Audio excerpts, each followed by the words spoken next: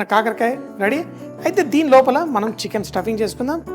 Chicken keema తయారు చేసి దాంట్లో కొంచెం కారం, కొంచెం ఉప్పు, మనకి మరీ ఎక్కువ అక్కర్లేదు, కొంచెం ఈ చికెన్కి కావాల్సినంత ఉప్పు వేసేసుకుందాం.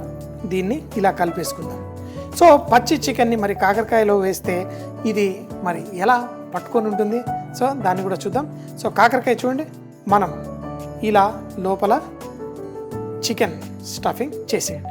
కొంచెం స్టఫింగ్ చేద్దాం, కొంచెం కూరలో కూడా వేసుకుందాం. ఇలా వేసి దీన్ని చూడండి ఈ విధంగా మన ఈ కాకరకాయల్ని స్టఫింగ్ చేసేసి ఒక ప్లేట్లో పెట్టేసుకుందాం. ప్లేట్ రెడీగా ఉంది.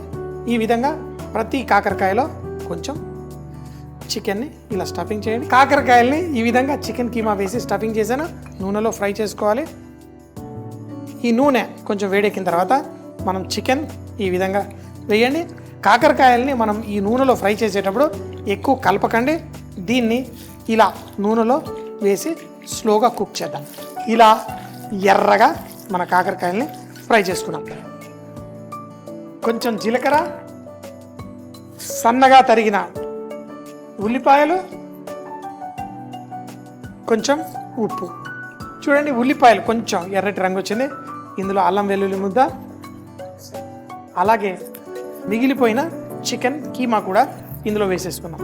కొంచెమే ఉంది, దీన్ని ఇందులో వేయండి.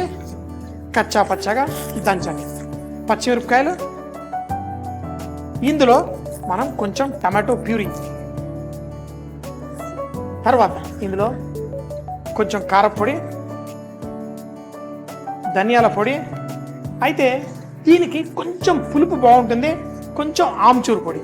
మీరు నిమ్మకాయ రసం లాంటివి కూడా తర్వాత వేసుకోవచ్చు, కానీ కొంచెం అంత ఆమ్చూరు పొడి వేసి చిటికెడంత గరం మసాలా. మసాలాలు కూడా ఎక్కువ ఏమాకండి, కొంచెం కొంచెం. దీన్ని మనం ఇలా స్లోగా కుక్ చేసుకోవాలి.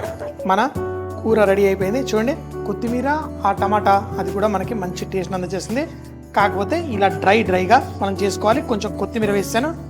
ఇప్పుడు మన ఈ కాకరకాయలు చికెన్ స్టఫింగ్తో ఉన్న పాటు వేసేద్దాం. దీన్ని ఎక్కువ కలపకూడదు, జస్ట్ ఇందులో వేయండి.